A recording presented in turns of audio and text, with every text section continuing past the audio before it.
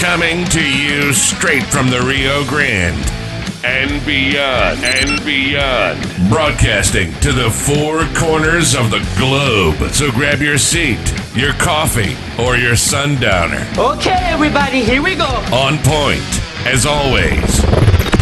This is Gloves Off. Gloves Off.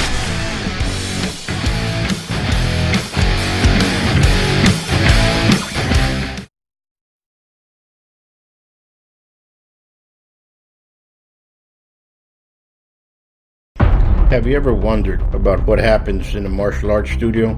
Well, you start right away by setting goals, building determination, gaining focus, building skills, all while becoming more fit, gaining confidence, and learning self-defense.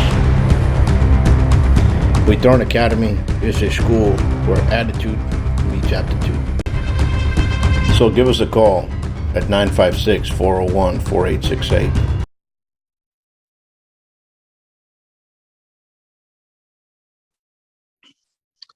Back at you and Gloves Off. I'm Professor Buitron, and I'm here with a wonderful friend and brother from the other side of the world, from Ireland. We're talking with Sifu Keith Fanning. And how's everything going? Great to see you again. Great to be back on. Yeah, everything's going good. Fresh year. People are starting to come in with their New Year's, New Year me, all the resolution stuff. So yeah, it's good. You know, classes are starting to pick up again. So, you know, and it's feeling good, you know. So hopefully it's the same for you guys. Yeah, it's a different energy, as we were talking. I have a lot of people that want to change and adhere certain goals. They want to strive for certain things. You know, now you're having, it's a different energy. I'm looking at this energy. I probably haven't felt it probably since maybe 20 years ago. You know, that type of energy. And it's an energy where people want to learn what the art is all about, what you know what I'm saying? You get a lot of people that will do it bad. They join because they want to lose weight. Well, you need to be on a diet. Yes, can martial arts help you lose weight? Yes, you can. But you need to be on a diet and you have to go forward. And, you know, they don't lose weight within the 2 weeks they quit. And, you know, I did a little research, and from the people that go from, I'm just going to put black belt at the end for people to kind of understand, like a technique level at the end. And it varies in art to art. But if you get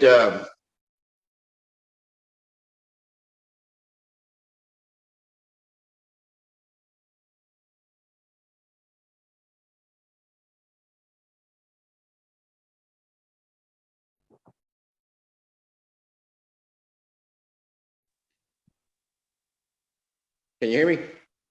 You're back. You went for a second. I left. What I'm saying is that when you have, when we did a study, when you have 10 people that join the martial arts, how many of them really attain a black belt or a silver level savate or what have you? And within the first month, half of those 10 already quit.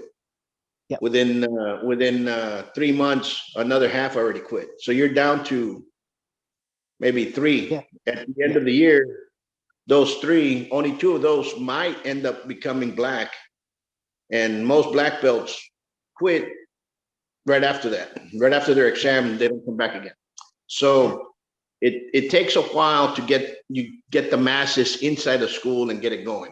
But apart from that, brother, what I've seen and what I've noticed in the past couple of years, people have forgotten what martial arts are really for. You know, martial arts are to protect you in a dangerous situation if, God forbid, ever happens. Mm-hmm. And people are living in a fantasy realm. I don't know if you're seeing that over in Ireland and in that sense. I've seen it here in the United States, and I've seen it in Brazil, and I've seen it in France. And I'll get to the nitty-gritty afterward. You know, it's funny because just to quote my master quickly, for every 10 people that join, 1 will stay. For every 10 black belts, 1 will get the second degree, because they see the black belt as the end goal. They don't see that, okay, I've now earned my black belt, but now I have to become a black belt. And that's where the key is. And that's when you can really see when a person has reached that level of black belt, first degree, they've now got to that point and they say, well, what's next? Well, this is where the real training begins, because you know, and I know, it can take a long time to get the black belt. Absolutely. But it takes a long time to get the Sifu grade, it takes a longer time to get the master grade, the grandmaster grade. Unfortunately, people are seeing it now and they're going, oh, well, you know, there has to be a shortcut somewhere. There has to be something. No, there's old school, real school, and there's no shortcuts. I don't care what anybody says. There's no Brazilian jiu-jitsu black belt out there worth his salt who got it in under 4 years. In the same way, Kung Fu, Savat, you know, whatever your martial arts system is, there is a time limit and there is a certain element to it. In terms of the safety element here at the minute, it's like everybody's living in a computer game.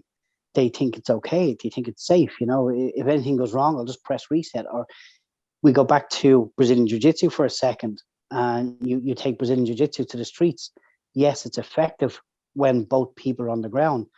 But what happens when there's no referee to intervene and you've got a guy's 4 friends stomping on your head because you're on the ground trying to choke out a guy? So there's elements to everything, I suppose, but it's just people are still living in a fantasy that it's not going to happen to me. And as soon as I close my door, it'll happen to somebody else, but not me. But unfortunately, at the minute in Ireland here, we are in a bad state of affairs at the minute. There's a lot of stabbing, there's a lot of sexual crime. There's a lot of stuff happening in the last 2 years.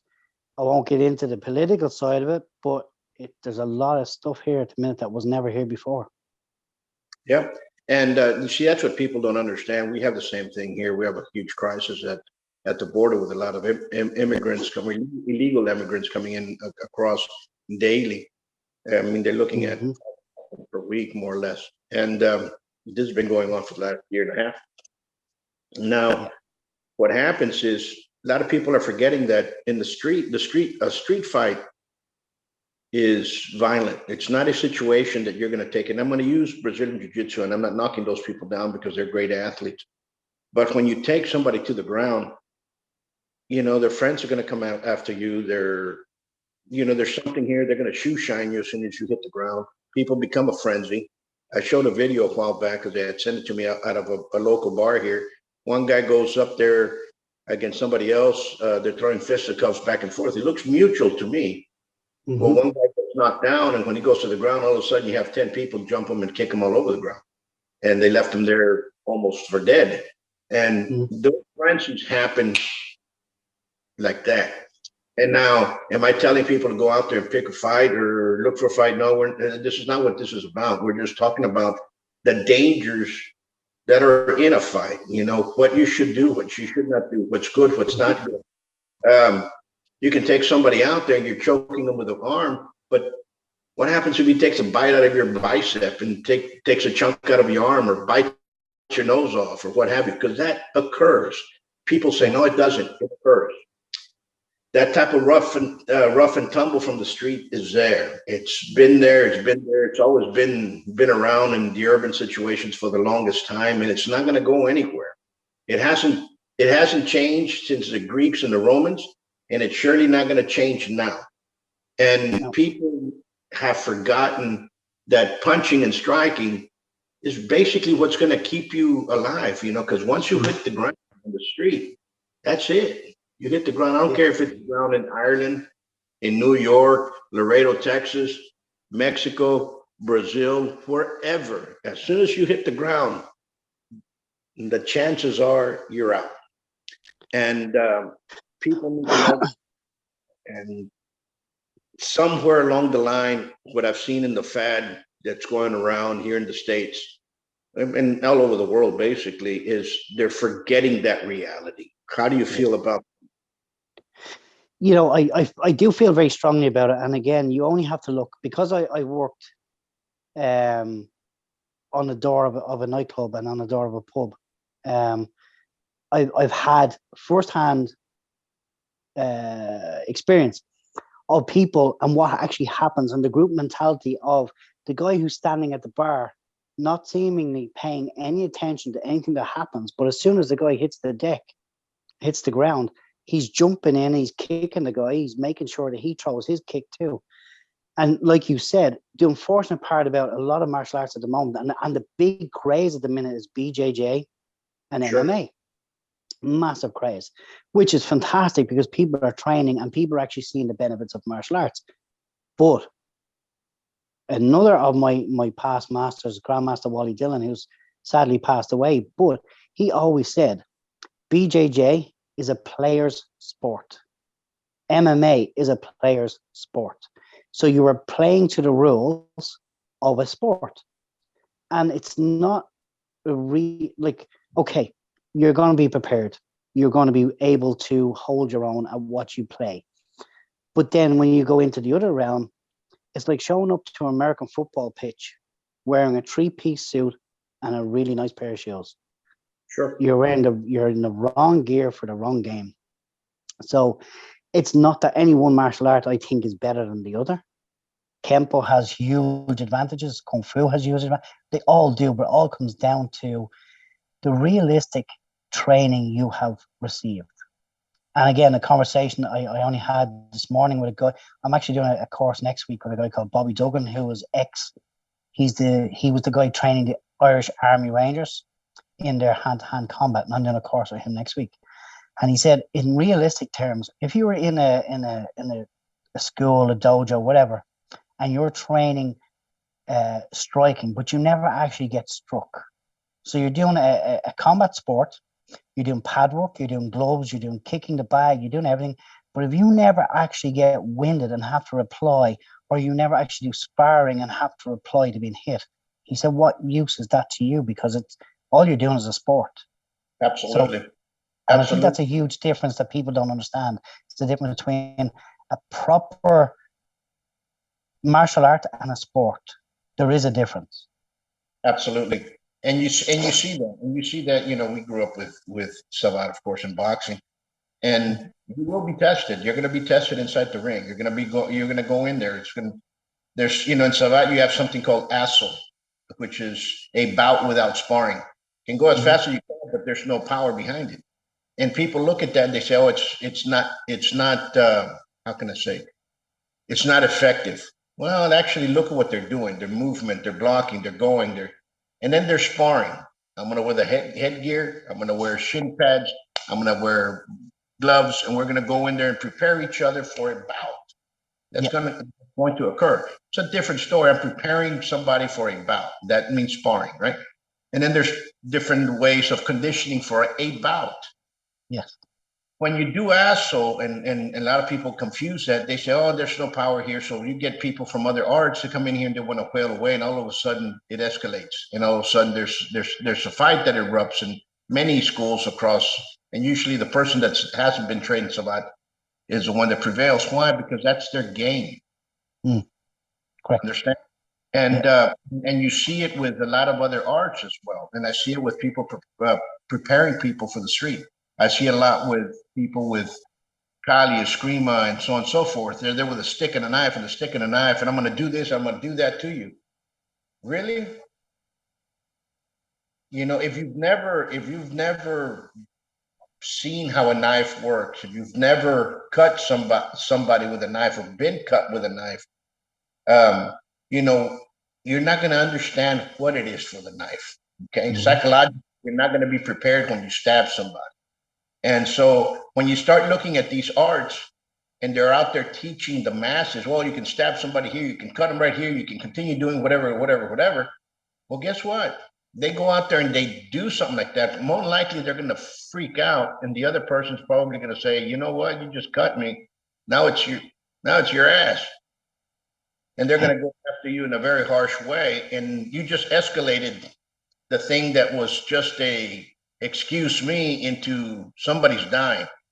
And so you have to be prepared. I understand the arts and respect all of them, and they all have their pros and they all have their cons. And I'd say this about Savate.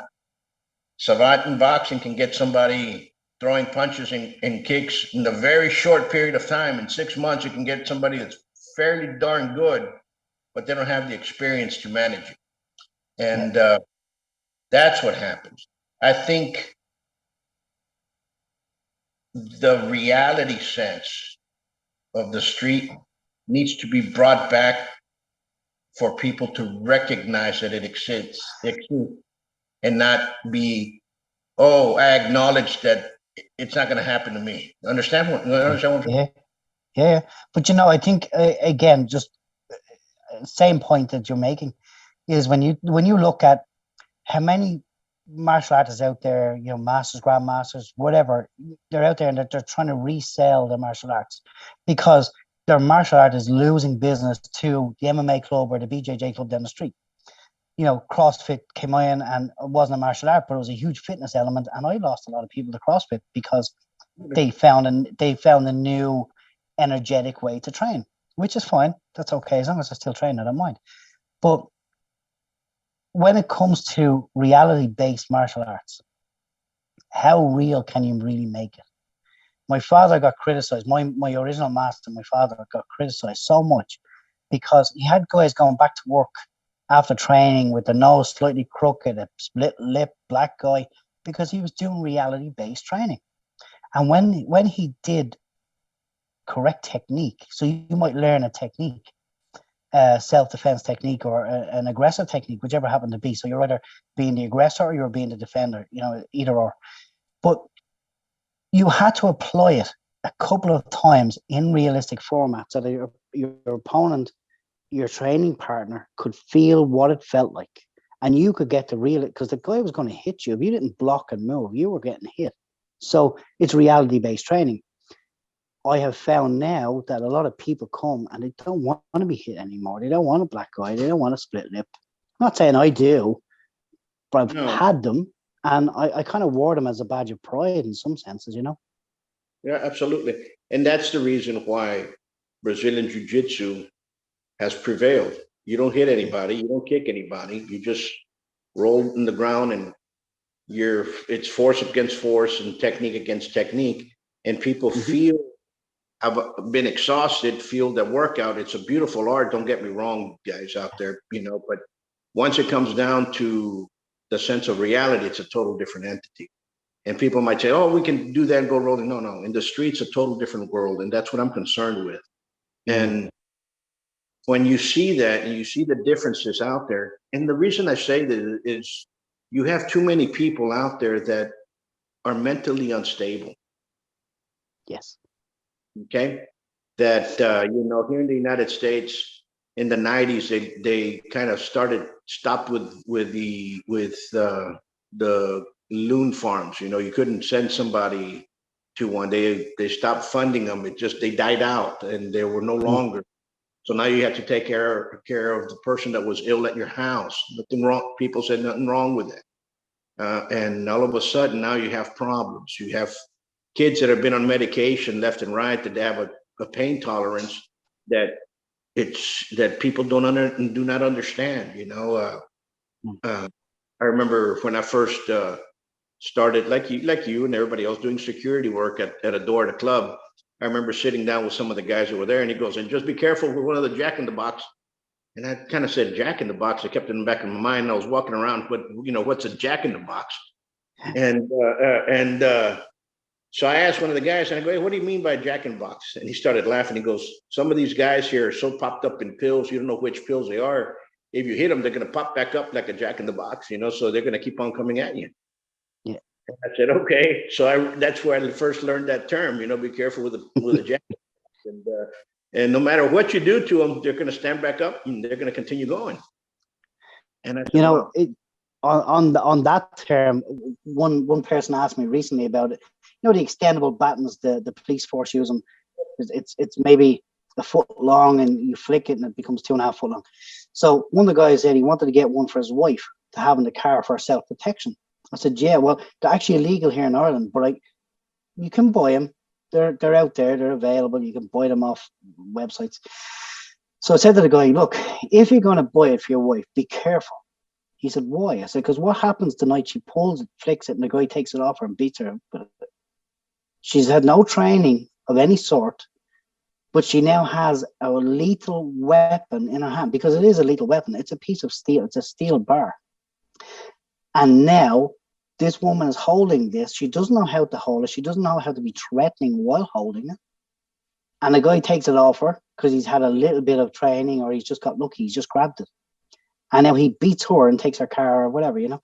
So you have to be very careful. I said, it's one thing arming somebody with this weapon, but it's another thing teaching them how to use it or how to hold it properly, or, you know, any number of things. And these are the things that people don't understand. And I've run self-defense seminars and courses for every kind of, you know, for free. I've done paid ones, I've done free ones, and you try and make it as realistic as possible for people. Don't put yourself in a vulnerable position. You know, you have all of these things, but that goes back to what we said about the likes of the sports. So the martial arts sports. So you've got BJJ, MMA, kickboxing, Muay Thai. Yes, they're all fantastic sports. Do they hold up against a knife? Do they hold up against a bat and a baseball bat? Don't know. Hasn't been tried, hasn't been tested. And again, I want to make sure that everybody understands that's watching this video. I'm not putting down any martial art. I love all martial arts, and I believe that they all have their place. It's just some have bigger places than others. That's all. You know, and people out there, don't get us wrong. We're putting out there. I say that, you know, I come from a Kempo background, and I love every single martial art that's out there. And there's martial arts that were developed for the street, in the street, and developed into a sport. And many martial arts are that way. And why were they developed? You have to understand when was your martial art, when you join, let's go back a little bit. When you guys join a martial arts school, ask the history of the art. Ask where it came from. What's it for? Do not be afraid of asking your instructor, have you ever been in a fight? Do not be afraid, because if your instructor says, I've never been in there, it's more about spirituality or something else, walk out the door. But if you have an instructor that said, yeah, I've been in some, or gives you an answer like, yeah, let's just continue training, then you're in a school that has a little bit more common sense. Okay. Yeah. But because there's a lot of martial arts instructors out there that pride themselves that they've never been in a street fight, and good for them that they didn't have to experience that. But what happens is, if you've never done something, how can you teach it? And I'm a big profounder of that. If you're teaching a ring craft and you've never been in the ring yourself, you're doing something wrong. Okay. And so you have to be in there. Now, we're not saying that if you had to be a world champion or a champion or what have you to teach for the ring, that means that you were around the ring, you lived in it, you fought in it, you had a couple of scraps inside, you rolled around with it, you had some smokers underneath your belt. Then you can go ahead and go out there and teach that for that. But teach people, this is a sport. This is a combative sport. This is for you to learn as a tradition. But don't go out there and teach, this is going to save you from the next knife attack, or this. It's not. People need to understand where they're at, and people need to come back to reality and stop, you know, stop listening to the fads. Yeah. I want to highlight one thing. Sorry, cutting across you. I want to highlight one thing you said though as well. Savat is Savat. There's different elements. I've only learned since talking to you. There's different elements inside Savat. I didn't realize there was only. I thought there was only the sport element of Savat. I never realized there was the self-defense area. In a recent conversation with a Krav Maga instructor, he said to me, you could never learn Krav Maga properly because you'd always put your Kung Fu into it. I said, what difference does that make? Yeah, but he said, your Kung Fu, he said, you know, it's very linear. I said, I don't do Wing Chun.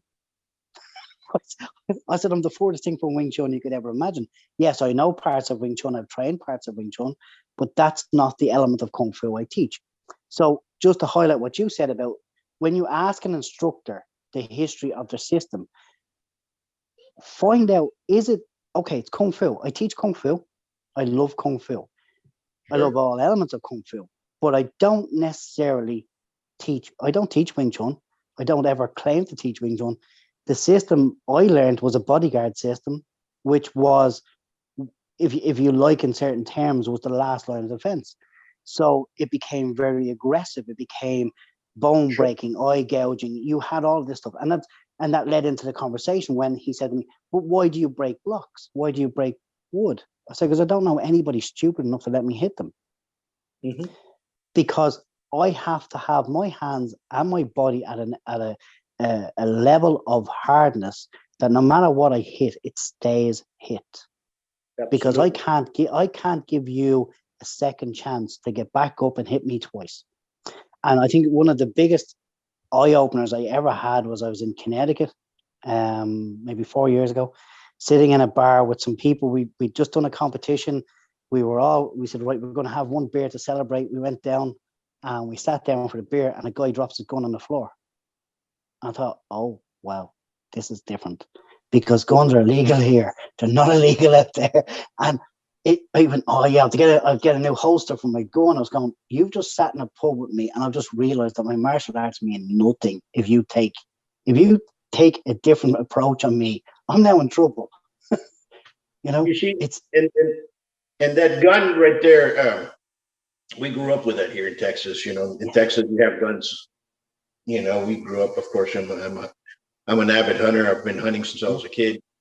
I have a concealed handgun license. Now you don't need it. Now you have, you can carry open if you want here in Texas.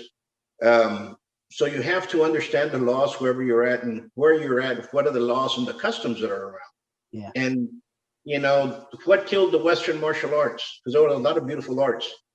Samuel Colt did. He designed the gun, and he designed it to a betterment from people who didn't need to practice 2-3 years to be good at certain techniques. All you have to do is practice an hour or two, and all of a sudden you're fairly good at hitting a target. And then everything else comes from within. That's when things developed in the gunslingers and so on and so forth. But what changed the West was a gun. And Samuel Colt changed the West, and he obliterated a lot of the martial arts that were around. Going back into talking about savate, there was an old professor in the 1800s. His name was Le Brochure, and he's quoted of saying, "If I do not have my pocket pistol, my knife or cane, I always have my boots on," and that's what savate is. So these guys were in tune with everything that was around them as a self-defense. But I think it goes back to situational awareness.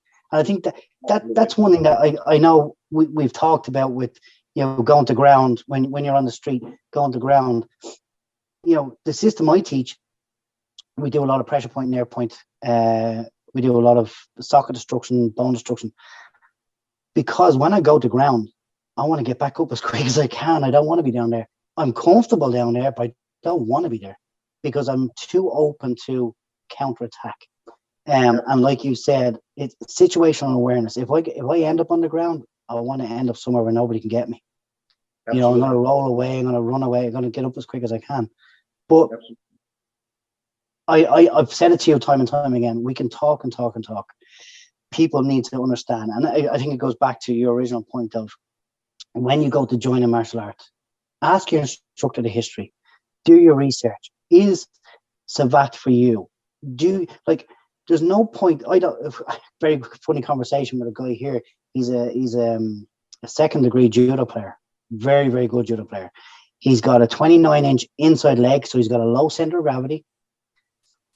But he knows that taekwondo is not for him because his legs are too short. While he's 5'9", he's got a really short leg. He's a long body. So he knows that taekwondo is not good for him. So judo was a better sport for him. Very accomplished martial artist. He's done a lot of other stuff. He's done BJJ and MMA too. But he understood his body and he understood his ability. So I think when somebody goes to a martial art, people look at the Muay Thai guys. They're all real skinny guys. But when you see a bigger guy doing Muay Thai, you're gonna go, well, okay, that's unusual, but it's there. I do a lot of Muay Thai. But be open-minded, I think. And again, like I said, and you said, do your research, find out what you're walking into. Yep, absolutely. And folks out there, once more, we're not attacking any martial art. That's not what this is about. This is about understanding that when it's a violent situation in the street, certain things you don't want to do. And, like the FBI says this for women, if you're thrown to the ground more, the higher chance of you being raped is there. And So you have to understand what you're at, where you're in, what can I do for us to get out of that situation? Because Yeah. street fights are crimes. They're going to come back and haunt you. I tell this to my guys, take about experience or what have you, things that we did younger teach us or others taught us to get out. Let's say, and I tell this, you're in the bar, you're in a pub. You guys have pubs, we got bars. Yeah. You're there drinking, you're having a good time. You're talking to this one girl, what have you, and you feel pretty good by yourself. You got 6 months training. You're throwing good punches, kicks, what have you. You're fairly good to go. And in fact, in your mind, it is. And all of a sudden, here comes somebody, and he tells the girl that's there, starts hitting on her. You tell him, hey, buddy, that's mine, what have you, because that's basically where most fights occur. Yeah. And so all of a sudden, the guy says something, you stand up, and 1, 2, the guy hits the ground, the guy leaves. What do you do then? You see, most people would stick around and do this and everything else. Well, that guy went to go pick up his friends and went to go pick up the most powerful martial art of them all, Ching Ching Pow, and it's going to come back at you and wait for you to get off that bar. And guess what's going to happen? Boom. All of a sudden, you're no longer around. So I tell this to guys in there, and if something happens, you leave that place. Today is a little bit different because everybody has cameras. And as soon as you punch somebody, there's 50 cameras on you. So you have to be very, very careful of what you do, how it is, how to report the crime if it happened, when to report it. All those things happen. And I'm telling you guys out there that if you guys are going to go out there and test this stuff out or think you're going to be tough enough because you do 6 months, 9 months or what have you, and you go out to the streets and you get into an altercation.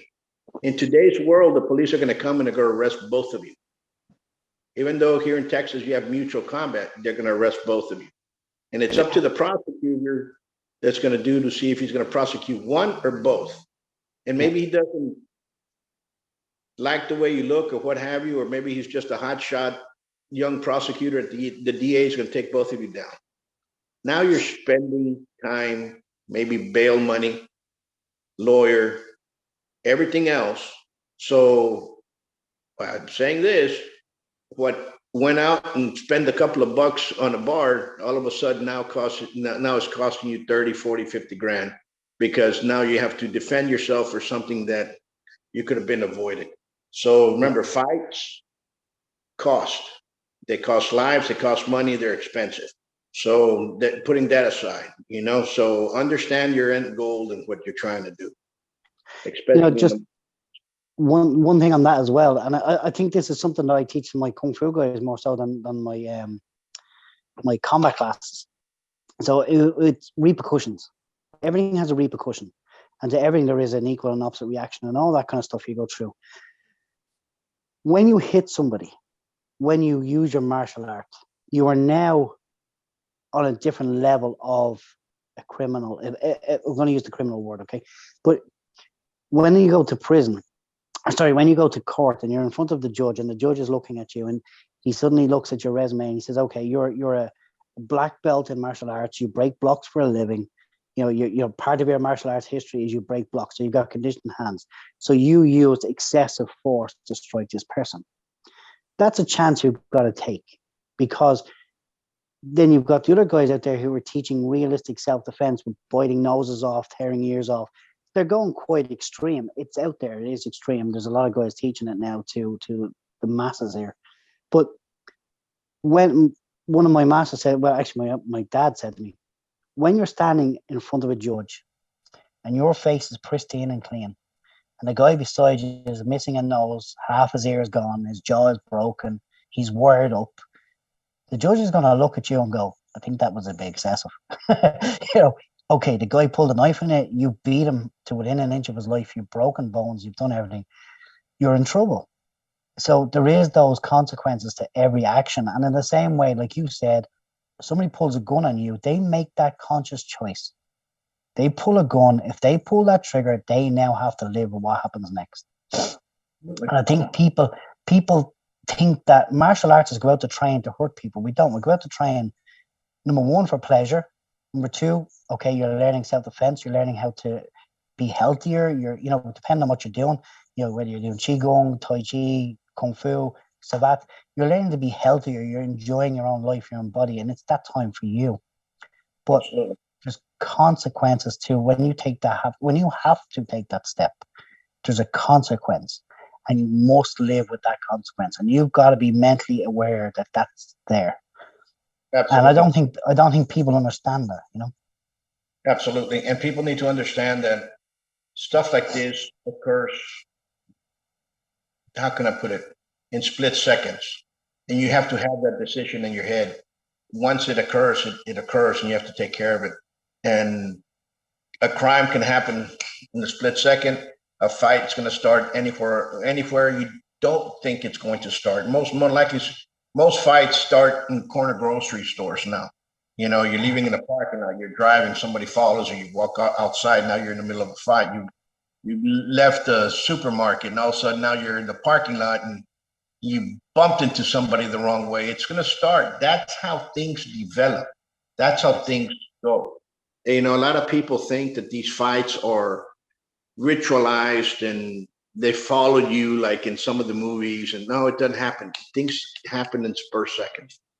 And they try to pickpocket you, turn around, and you have to deal with business. And if you're not prepared for that, it's not going to work. So you have to train with arts that build that type of, not mindset set for you to be paranoid, but build a mindset set for you to be relaxed under pressure. Understand? That's what you're trying to do within the arts. And I think every martial art has that ability, or else it wouldn't be a martial art. Most martial arts traditionally look for them because a lot of them do that, but ask them what would happen in today's term. Ask your instructor many questions all the time. Just don't go in there and do the martial art blindly. Definitely. It's one last point. I know we're on time here, but I had a belief in my master. When he told me I could do something, I believed he was telling me the truth. Absolutely. I believed that when he told me, it's not that I had a blind belief in him. I believed the fact that, number one, he could really hold his own when it came to fighting. He had an eye that could spot a situation starting. And we learned that off him. But the other thing was, he would say the ability to see it coming and respond in a relaxed, so you don't get the adrenaline rush, you don't get the fight or flight. But it's seeing it coming. But the belief I had in him was, when he told me I could put my head through a concrete block, I believed him because he trained me to the best of his ability. And I believed that he could see what I could not see. And so when it came to certain things, he trained me to do things beyond my belief that gave me such confidence that when it did come to an altercation or it did come to a street fight, I was confident in my training. I think that played off a lot to me too. And that was something I'd said to you in a text message before, it's the difference between cocky and confident. I'm not cocky, but I am confident. And that is a difference. There's a huge, huge difference. Absolutely. Absolutely. I can agree with you both. So folks out there, this is for you guys. If you guys are looking for martial arts, do your research. Every martial art is good for what you're looking for. What are you looking for? What are you trying to gain? There's martial arts for kids for more towards a babysitting hobby type service. There's martial arts for that. There's martial arts for competition. You want your child to get into a competition team. There's martial arts schools for that. Martial arts schools that I'm going to go in the ring, be more combative sport. There's martial arts for that. And look for them. Ask around. Look, if you like kickboxing, go to a couple of kickboxing matches. Look at the schools that are winning. And then start asking the coaches where they learned from and everything else, and start from there. If you want to go into a point system karate school, ask the people around who the champions are. Ask the champions who their instructors are. Because that if you're going to place your child and you want them to go somewhere and you want to attain, start looking into those teams. So, and that's where people need to start looking into a little bit more. Now, if you want for more a martial art for yourself, that's more for combativism, ask around. People know who. That's just the way it is. One piece of advice I've always got for everybody, is But if you go to join a martial art and they tell you you must sign a contract and you're not allowed to train anywhere else except this school, always be cautious of that, because they're trying to stop you from training other places for a reason, and not only for money. I've seen instructors who are questionable, and absolutely. they've signed people into contracts where they said you are not allowed to train anywhere but here, and if you are, you forfeit your membership and your money's gone. So just be cautious of that. And another thing, always look for martial arts schools that there's associations to associations and federations and so on and so forth. If you're looking for boxing, make sure the school is registered under USA Boxing, Savad, USA Savad, Wrestling, USA Wrestling. Why? Because those are sports that have an end goal. You never know when your child all of a sudden becomes a young Olympian, and that's where he's headed. So you do not know. Make sure you have some. There's a lot of martial arts schools that do not have an association. It's me. I'm the one that does everything. It's a little bit different. Ask about the curriculum when you go inside. Tell them, is there a belt system? Is there a ranking system? What is the system? What's the drill system consist of? It's white to black and so many levels. What does each test attain? Oh, well, if you get an instructor that says, don't worry about it until you're ready, we'll test you. But what are you going to test me on? Is there a specific test that you test all the membership on? Because if you have that, then that's going to lead you forward on an equal basis with everybody. If they say, we'll just rank you when you're ready, please. You know what I'm saying? So they're just making it up as the way they go. That's the way I look at things. So once more, we leave you with the following. Be safe, stay safe, and God bless you all. Brother, you take care over there in Ireland. We'll see you next time. Thank you. Talk soon.